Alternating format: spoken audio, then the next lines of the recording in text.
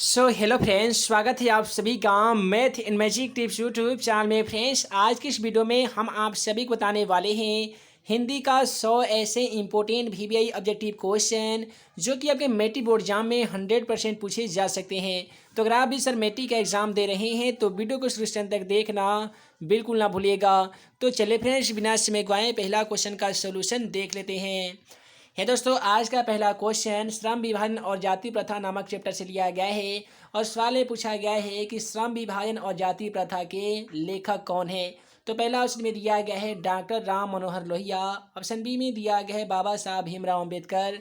Option C में दिया गया है महात्मा गांधी और ऑप्शन डी में दिया गया है डॉक्टर संपूर्णानंद। तो जैसा कि आप सभी को मालूम होगा कि हमारा वीडियो सीरीज का पहला क्वेश्चन के जवाब आप सभी को वीडियो के नीचे जाकर कमेंट बॉक्स में इसका सही जवाब लिखना होता है। तो क्वेश्चन नंबर 1 का क्या सही जवाब होगा, आप जल्दी से वीडियो के नीचे चले जाइए और कमेंट बॉक्स में इसका सही जवाब लिख सकते हैं। उसके बाद में अगला सवाल क्वेश्चन नंबर 2 में बोला गया है कि लेखक की दृष्टि में विडंबना की बात जो है वो क्या है। तो क्वेश्चन का सही जवाब ऑप्शन ए हो जाएगा जातिवादी के पोषकों की कमी नहीं है दोस्तों, अगला सवाल है कुछ में दो में पूछा गया है 20 के दांत कहानी किस वर्ग के अनेक अंतर्विरोधियों को उजागर करती है। दोस्तों, आप सभी को बता दें कि अगर आप सभी 20 के दांत कहानी को पढ़ेंगे तो उसमें बताया गया है कि 20 के दांत कहानी मध्य वर्ग के अनेक अंतर्विरोधियों को उजागर करती है।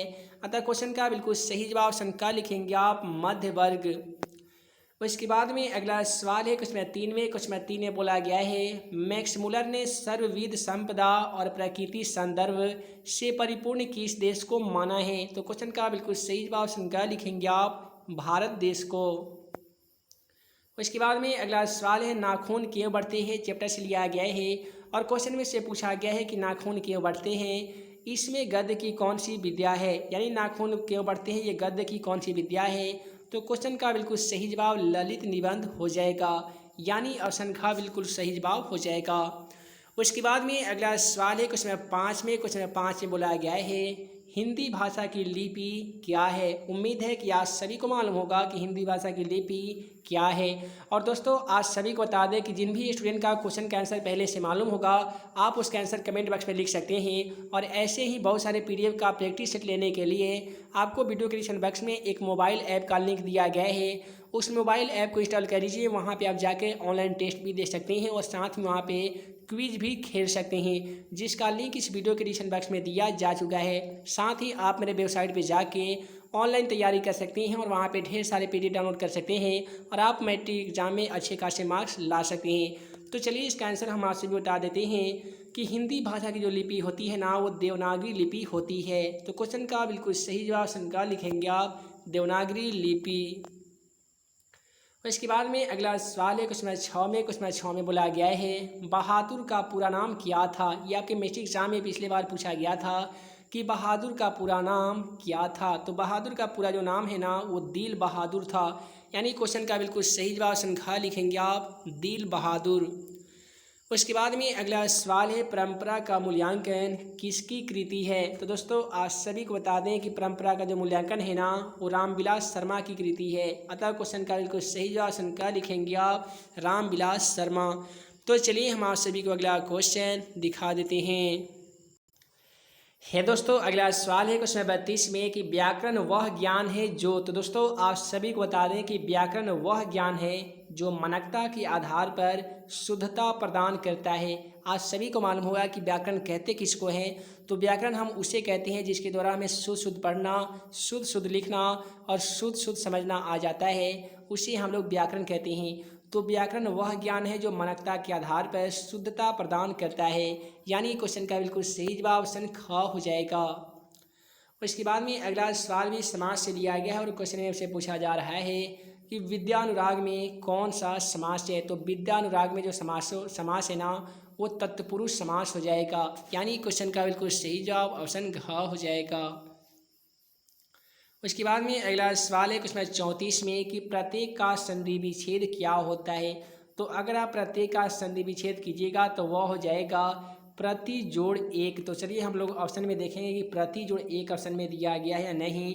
तो अगर आप ऑप्शन घ को देखें तो प्रति जोड़ एक दिया जा चुका है।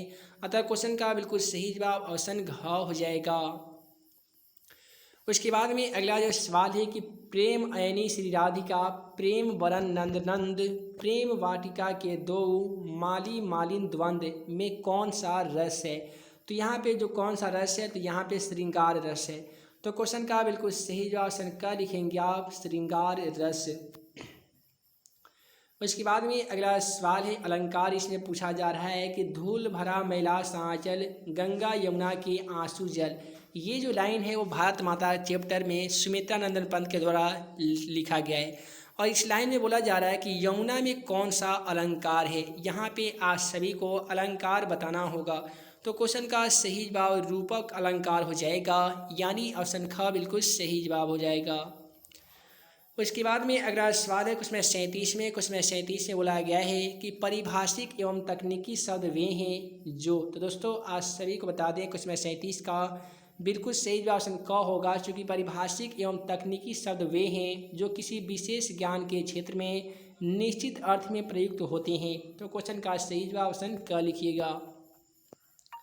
उसके बाद में अगला सवाल है क्वेश्चन 38 में कि ड्राइवर जरा दूसरे चक्कों को भी देख लो और पंप ले जाकर हवा भर दो, ये कौन सा वाक्य है। तो इसके लिए भी आपको 4 ऑप्शन दिए जा रहे हैं। पहला ऑप्शन में दिया गया सरल वाक्य, संयुक्त वाक्य, मिश्र वाक्य, और ऑप्शन डी में दिया गया है उपवाक्य। तो दोस्तों आज सभी को बता दें क्वेश्चन 38 का बिल्कुल सही ऑप्शन ख लिखेंगे आप, संयुक्त वाक्य। उसके बाद में अगला सवाल है क्वेश्चन 39 में कि काव्य गुण के प्रकार कौन हैं। तो इसके लिए आपको 4 ऑप्शन दिए जा रहे हैं काव्य गुण के प्रकार बताने के लिए। पहला ऑप्शन में दिया गया नीरस, ऑप्शन ख में दिया गया सरस, ऑप्शन घ में दिया गया भय, ऑप्शन घ में दिया गया है माधुर्य। तो दोस्तों आज सभी को बता दें कि काव्य गुण के जो प्रकार है ना वो माधुर्य है, यानी क्वेश्चन का बिल्कुल सही जवाब ऑप्शन घ लिखेंगे आप, माधुर्य। उसके बाद में अगला सवाल है वाच्य के कितने भेद होते हैं। ये भी क्वेश्चन आपका ग्रामर खंड से लिया गया है कि वाच्य के कितने भेद होते हैं। तो वाच्य को हम लोग इंग्लिश में वॉइस बोलते हैं। वॉइस तो हालांकि इंग्लिश में 2 होता है, एक्टिव वॉइस और पैसिव वॉइस, लेकिन यहाँ पे हिंदी में 3 प्रकार के होते हैं। तो क्वेश्चन का सही जवाब ऑप्शन ग लिखेंगे आप, 3। उसके बाद में अगला सवाल तो काफ़ी मज़ेदार है, उम्मीद है कि आज सभी को मालूम होगा कि बातों की जलेबी छानना मुहावरे का सही अर्थ क्या होता है। तो दोस्तों बातों की जलेबी छानना मुहावरे का सही अर्थ क्या होता है। पहला में दिया गया गप सप में आनंद लेना, जलेबी छानने का तरीका सीखना, ऑप्शन ग में दिया गया डींगा अपना, ऑप्शन घ में दिया गया सपना देखना। तो दोस्तों आज सभी को बता दें बातों की जलेबी छानना मुहावरा का अर्थ होता है कि गप सप में आनंद लेना यानी मज़ा लेना। तो क्वेश्चन का सही जवाब ऑप्शन क्या लिखेंगे आप, गप सप में आनंद लेना। उसके बाद में अगला सवाल में आपसे विपरीतार्थक शब्द बोला गया है कि सभ्य का विलोम शब्द क्या होता है। काफ़ी सिंपल सवाल है कि सभ्य का विलोम शब्द क्या होता है। तो क्वेश्चन का सही जवाब ऑप्शन ख होगा, सभ्य का क्या हो जाएगा, असभ्य हो जाएगा। उसके बाद में अगला सवाल में आपसे प्रत्यय बोला गया है ज्ञात करने के लिए कि वास्तविक में कौन सा प्रत्यय है। तो दोस्तों सबसे पहले ऐसे सवाल को हल करने के लिए आपको ये जानना होगा कि आखिर हम लोग प्रत्यय कहते किसको हैं। तो प्रत्यय उस शब्दांश को हम लोग कहते हैं जो किसी शब्द की अंत में जुड़कर उसका अर्थ में परिवर्तन लाता है, यानी उसका अर्थ बदल देता है ना, तो उसे हम लोग प्रत्यय कहते हैं। तो जो वास्तविक है, तो वास्तविक एक शुद्ध वर्ड क्या होगा, ये वास्तव होगा, और वास्तव में एक नामक एक प्रत्यय जुड़कर इसे वास्तविक बना दिया होगा। तो वास्तविक में कौन सा प्रत्यय हो जाएगा, तो वो इक प्रत्यय हो जाएगा। चलिए ऑप्शन के माध्यम से देख लेते हैं। ऑप्शन ग में मौजूद है एक, अतः क्वेश्चन का बिल्कुल सही जवाब ऑप्शन ग हो जाएगा, इक। उसके बाद में अगला जो सवाल है कि मनुष्य और आगे बढ़ा वाक्य में कौन सा काल है। इसके लिए भी आपको 4 ऑप्शन दिए जा रहे हैं। पहला ऑप्शन में दिया गया भूतकाल, ऑप्शन ख में दिया गया भविष्यत काल, ऑप्शन ग में दिया गया वर्तमान काल, ऑप्शन घ में दिया गया सामान्य वर्तमान। तो मनुष्य और आगे बढ़ा, ठीक है, ये जो काल इसमें आपको बताना है ना वो भूतकाल हो जाएगा, यानी क्वेश्चन का बिल्कुल सही जवाब ऑप्शन क लिखेंगे आप। उसके बाद में अगला सवाल है दक्षिणी शब्द का संज्ञा क्या होगा। तो दक्षिणी यहाँ पे विशेषण दिया गया है, इसमें आज सभी को बताना है कि इसका संज्ञा क्या होगा, यानी नाउन क्या होगा। तो क्वेश्चन 45 के लिए भी आपको 4 ऑप्शन दिए जा रहे हैं। पहला है कि दक्षिणार्थ, दक्षिणा, दक्ष, और घ में दिया गया है दक्षिण। तो एक चीज़ याद रखना होगा कि यहाँ पे जो भी शब्द दिया गया होगा ना उसका आपको शुद्ध वर्ड खोजना है। तो दक्षिणी का शुद्ध वर्ड क्या होता है? दक्षिण होता है ना। तो क्वेश्चन का बिल्कुल सही जवाब ऑप्शन घ लिखेंगे आप, दक्षिण। उसके बाद में अगला जो सवाल है उसमें 46 में कि फरमाइश का लिंग क्या होता है। फरमाइश का आप सभी को लिंग बताना है कि आखिर इसका स्त्रीलिंग होता है, पुल्लिंग होता है या नपुंसक लिंग होता है।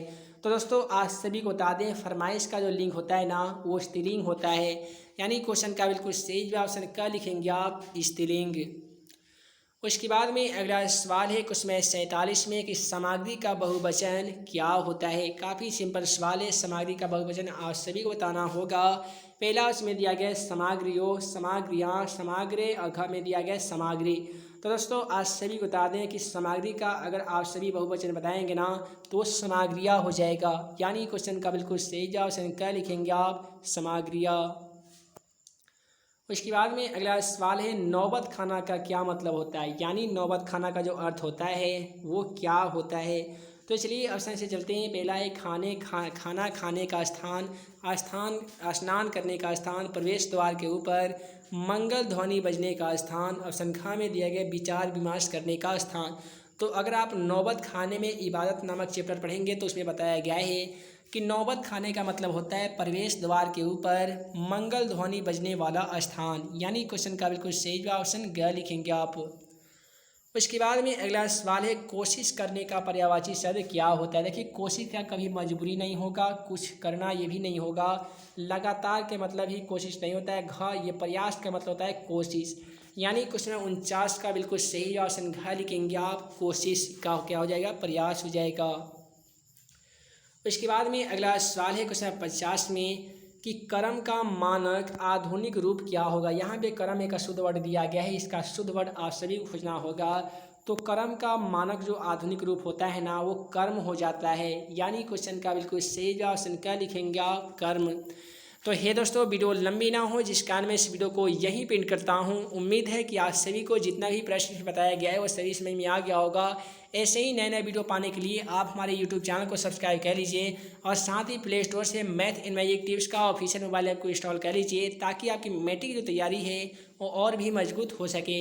तो हे दोस्तों मैं मुकीम अंसारी जल्द मिलूंगा अगले वीडियो में नए भी क्वेश्चन के साथ। तब तक के लिए वीडियो के लिए बहुत बहुत धन्यवाद। उसके बाद में अगला सवाल क्वेश्चन 27 में है कि ठ का उच्चारण स्थान क्या होता है। तो जब भी हम ठ का उच्चारण स्थान जब याद करते हैं, ठ का उच्चारण करते हैं ना तो ये उच्चारण मूर्धा से होता है। तो क्वेश्चन का सही जवाब ऑप्शन ए होगा, मूर्धा। उसके बाद में अगला सवाल क्वेश्चन 28 में है कि दो वर्णों के मेल से होने वाले विकार को क्या कहते हैं। जैसा कि आप सभी को बताया जाता है कि दो या दो से अधिक वर्णों के मेल से जो विकार उत्पन्न होता है उसे संधि कहते हैं। और इसी क्वेश्चन में वर्णों की जगह पे पद बोल दिया जाता है। ऐसे क्वेश्चन भी आ सकता है एग्जाम में कि दो या दो से अधिक पदों के मेल से बने पद को क्या कहते हैं। तो वहाँ पे संधि के बदले समास हो जाएगा। उसके बाद में है कि बुलबुल पंछी कब गाने लगती है। तो जब वर्षा की फुहार पड़ने लगती है तो बुलबुल पंछी जो है वो ऑटोमेटिक गाना गाने लगती है। तो क्वेश्चन का सही जवाब यहाँ पे ऑप्शन ए होगा, वर्षा की फुहार पड़ने पर। उसके बाद में है कि कि कामनी कंचन का त्याग करके कौन गृहस्थाश्रम में सन्यासी बने थे। तो ये बने थे सूर्यकांत त्रिपाठी निराला। तो यहाँ पे क्वेश्चन का सही जवाब ऑप्शन सी होगा, सूर्यकांत त्रिपाठी निराला। उसके बाद में कुछ में 31 में बोला गया है दीनबंधु निराला के लेखक कौन है। उम्मीद है आप सभी को मालूम होगा। दीनबंधु निराला जो चैप्टर है आप सभी का नॉन हिंदी का, उसके लेखक आचार्य शिवपूजन सहाय हैं। तो क्वेश्चन का सही जवाब ऑप्शन बी होगा। उसके बाद में है कि झरना के एक ओर का जंगल रांची में है और दूसरी ओर का जंगल कहाँ है। तो आप सभी को कहानी में मालूम होगा कि झरना का जो एक ओर का जंगल रांची में है और दूसरे ओर का जो जंगल है ना वो हजारीबाग में है। अतः क्वेश्चन का सही जवाब ऑप्शन बी होगा। उसके बाद में अगला सवाल क्वेश्चन 33 जो है वो मेट्रिक एग्जाम के दृष्टिकोण से काफ़ी महत्वपूर्ण है क्योंकि मेट्रिक एग्जाम में ये सवाल बहुत बार पूछा गया है और आपके भी एग्जाम में पूछे जा सकते हैं। अतः इस क्वेश्चन को याद कर ही लीजिएगा कि हुंड्रू के झरने की ऊंचाई कितनी है। याद रहे हुंड्रू की जो झरने की ऊंचाई थी वो 243 फुट थी।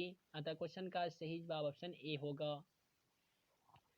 उसके बाद में है कि धीरथ सास ना लेहू सुख सुख दुख सुख साई ही न भूल किस कविता की उक्ति है। तो ये बिहारी के दोहे के से लिया गया ये पंक्ति है। उसके बाद में है कि किसकी विदाई होने वाली थी। तो ये जो लेखक की छोटी बहन थी, कहानी में बताया गया है कि लेखक की छोटी बहन की विदाई होने वाली थी। तो अगर सवाल बोला जाएगा कि किसकी विदाई होने वाली थी, तो क्वेश्चन का सही जवाब होगा लेखक की छोटी बहन की। उसके बाद में है कि पहले ऐसा जानती कि मोहर छाप वाली धोती देने से ही अच्छी चीज बनती है, तो भैया को खबर भेज देती। यह कथन किसने बोला था। तो ये मछली भाभी के द्वारा कहा गया था कि पहले हम जानते कि छाप वाली मोहर मोहर छाप वाली धोती से अच्छी काम बनती है, तो भैया को खबर भेज देती। उसके बाद में है कि सुदामा चरित कविता किन की रचना है। तो सुदामा चरित आप सभी को मालूम होगा कि 10वीं के नॉन हिंदी का अंतिम जो कविता है वो नरोत्तम सिंहानू के द्वारा रचित कविता सुदामा चरित है, जिसमें बताया गया है शीश पगाना झगातन में प्रभु जाने को बसी आहू के उग्रामा, ऐसे जो है ना। तो ये सुदामा चरित के लेखक कौन है, तो ये नरोत्तम दास है। उसके बाद में अगला सवाल देख लीजिए क्वेश्चन नंबर 38 को। बोला गया कि नेपोलियन किससे स्पर्धा करता था। तो क्वेश्चन नंबर 38 का यहाँ पे सही जवाब ऑप्शन ए होगा। नेपोलियन जो था वो सीजर से स्पर्धा करता था। उसके बाद में कि मात्रा की दृष्टि से स्वर के कितने प्रकार हैं। स्वर के कितने प्रकार है। तो यहाँ पे क्वेश्चन 39 के लिए आपको मेट्रिक एग्जाम में भी इसी प्रकार से 4 ऑप्शन मिलेंगे। तो देख लीजिए स्वर के कितने प्रकार होते हैं। तो स्वर के यहाँ पे प्रकार होते हैं 3। तो क्वेश्चन का सही जवाब ऑप्शन ए होगा। इनमें कौन शुद्ध शब्द है। यहाँ पे आपको 4 ऑप्शन मिल रहे हैं, इसमें बताना होगा कि कौन ऐसा शब्द है जो शुद्ध शब्द है। तो निवृत्ति गलत लिखा गया है, नक्षत्र भी गलती लिखा गया है, ज्येष्ठ यहाँ पे सही है और तद्धित यहाँ पे तड़ित भी सही है। तो यहाँ पे आपका जो मैट्रिक एग्जाम में मिलेगा ऑप्शन ना, उसमें देखिए ये सी और डी दोनों सही है। तो क्वेश्चन का सही जवाब सी और डी दोनों होगा। कुछ क्वेश्चन में यहाँ पे मिस्टेक कर दिया गया है, इसको भी अशुद्ध लिखना चाहिए था, तभी ऑप्शन डी सही होता। नहीं तो ऑप्शन डी को अशुद्ध लिखना चाहिए था, तो ऑप्शन सी सही होता।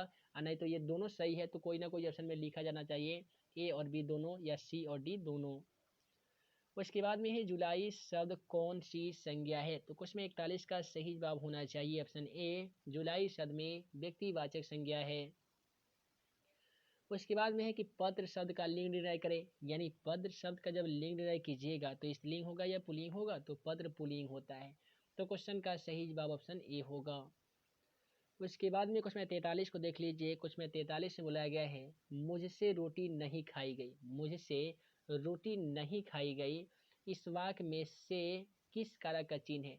तो यहाँ पे देखिए से जो होता है, एक होता है आपादान से, दूसरा होता है कर्ण से। तो मुझसे रोटी नहीं खाई गई, इसी में कर्ण से का प्रयोग किया जाएगा, ना कि आपादान से था। तो यहाँ पे कौन सा कारक का विभक्ति का चिन्ह लगा हुआ है, तो ये कर्ण से कारक का विभक्ति चिन्ह से का प्रयोग किया गया है। तो यहाँ पे क्वेश्चन का सही जवाब ऑप्शन ए होगा।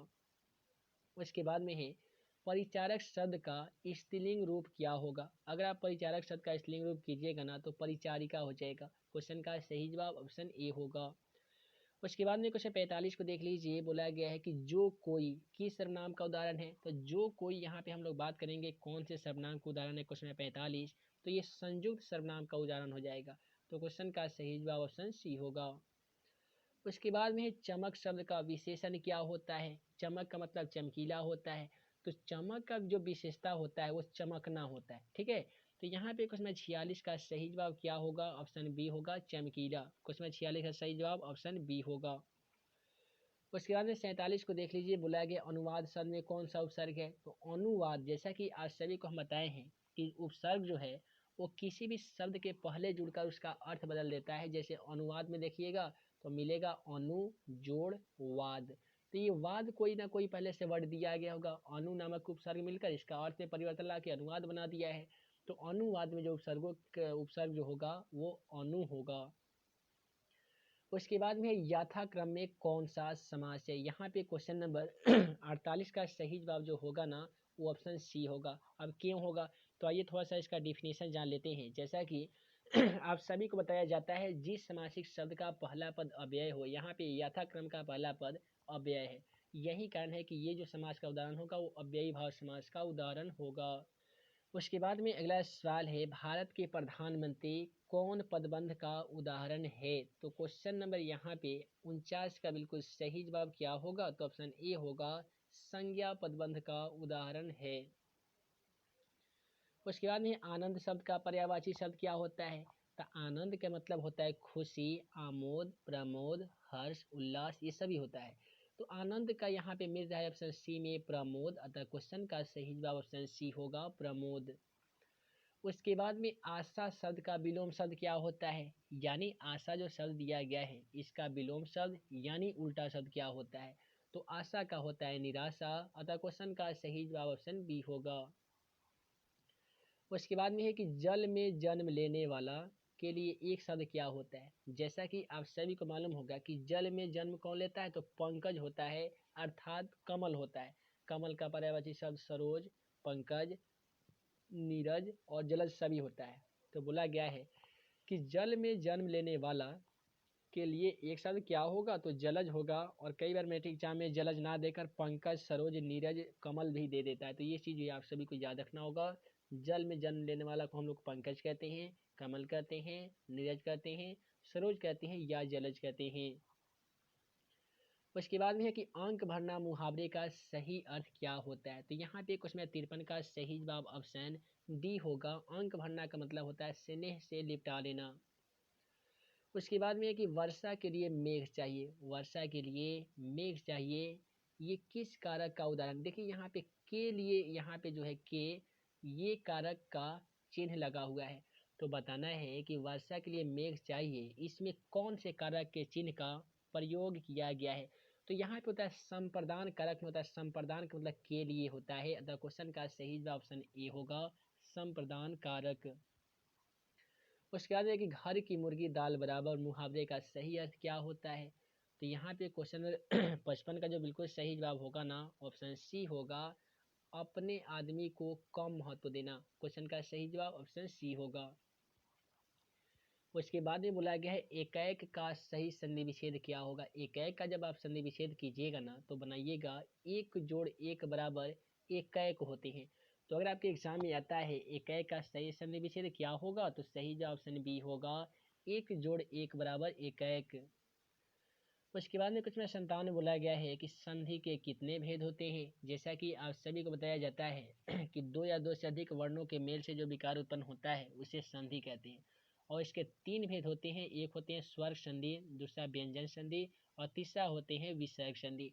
तो बोला गया है संधि के कितने भेद होते हैं? तो आसान भाषा में लिख सकते हैं संधि के तीन भेद होते हैं। उसके बाद में है कि पाठशाला पठन पाठन के लिए इस वाक्य में पाठशाला क्या है? तो यहाँ पे क्वेश्चन चलिए हम 58 का सही जवाब देख लेते हैं। तो इसका सही जवाब ऑप्शन बी होगा, ये पदबंध है।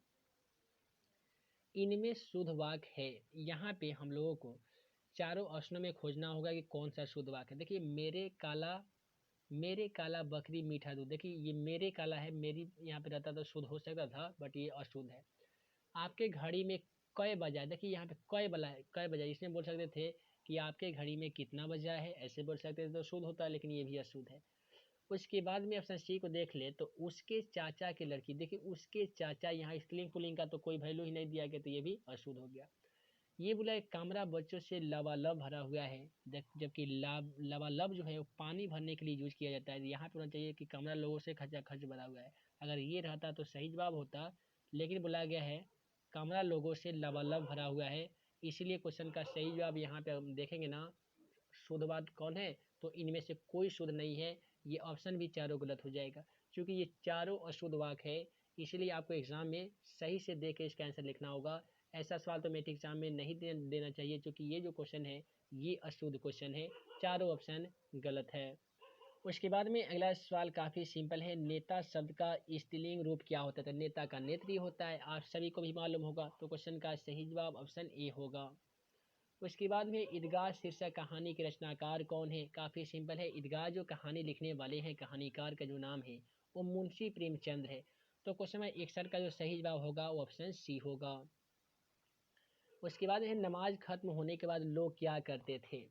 यहाँ पे जो क्वेश्चन लिया गया है ईदगाह कहानी से लिया गया है, और उसमें बताया गया था कि जितने भी नमाजी नमाज खत्म हो जाती हैं, ईद का नमाज पढ़ लेते हैं, तो सभी लोग आपस में गले मिलते हैं। तो क्वेश्चन का सही जवाब ऑप्शन ए होगा, गले मिल रहे थे। अगला सवाल है कि बाल गोविंद भगत शीर्षक पाठ में बाल गोविंद भगत की संगीत साधना का चरम उत्कर्ष किस दिन देखा गया था? यानी बाल गोविंद भगत जो शीर्षक पाठ है उसमें किस दिन बाल गोविंद भगत को देखा गया था कि वो संगीत की साधना का चरम सीमा पर पहुँच गए थे, यानी बहुत ही ज़्यादा नाच गान कर रहे थे। तो क्वेश्चन का सही जवाब यहाँ पे ऑप्शन सी हो जाएगा, जिस दिन उनका बेटा मर गया था। तो क्वेश्चन नंबर 63 का सही जवाब क्या होगा, तो ऑप्शन सी होगा। उसके बाद में है कि हुंड्रू का जलप्रपात यात्रा वृत्तांत किसने लिखा है, तो ये लिखने वाले हैं कमता प्रसाद सिंह काम, अतः क्वेश्चन का सही जवाब ऑप्शन बी होगा। उसके बाद में क्वेश्चन 65 में बोला गया है कि ठेस शीर्षक कहानी में कौन दौड़ते हुए प्लेटफार्म के पास आ गया था। तो अगर आप ठेस शीर्षक कहानी को पढ़िएगा तो उसमें बताया गया है कि सिरचन नामक जो लड़का था वो दौड़ते दौड़ते प्लेटफार्म के पास आ जाता है, अतः क्वेश्चन का सही जवाब ऑप्शन बी होगा। तो है दोस्तों, वीडियो लंबी ना हो जिस कारण मैं आज की इस वीडियो सीरीज में बता दिया हूँ नॉन हिंदी का 1 से लेकर 65 तक का सभी ऑब्जेक्टिव क्वेश्चनों का सॉल्यूशन। आगे आने वाली पार्ट में हम आप सभी को बताएंगे क्वेश्चन 65 से लेकर पूरे इस मॉडल सेट का 100 ऑब्जेक्टिव क्वेश्चनों का सॉल्यूशन, जो कि आप सभी के मैट्रिक एग्जाम के दृष्टिकोण से काफ़ी महत्वपूर्ण होगा।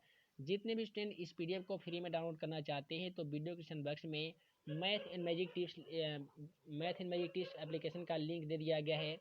उस एप्लीकेशन में बिहार बोर्ड के ऑफिशियली मॉडल पेपर के साथ साथ हमारे द्वारा बनाए गए सभी सेट का इम्पोर्टेंट ऑब्जेक्टिव के साथ सब्जेक्टिव क्वेश्चनों का पीडीएफ फ्री में डाउनलोड कर सकते हैं। साथ ही उस मोबाइल एप्लीकेशन में ढेर सारे क्विज बना दिए गए हैं, क्विज भी खेल सकते हैं, ऑनलाइन टेस्ट दे सकते हैं और आप अपनी तैयारी का लेवल स्वयं चेक कर सकते हैं।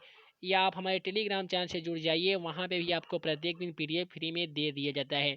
तो ये दोस्तों, आज की इस वीडियो में इतना ही। मैं मुकीम अंसारी जल्द मिलूंगा अगले वीडियो में नए भी क्वेश्चन के साथ। तब तक के लिए वीडियो देखने के लिए बहुत बहुत धन्यवाद।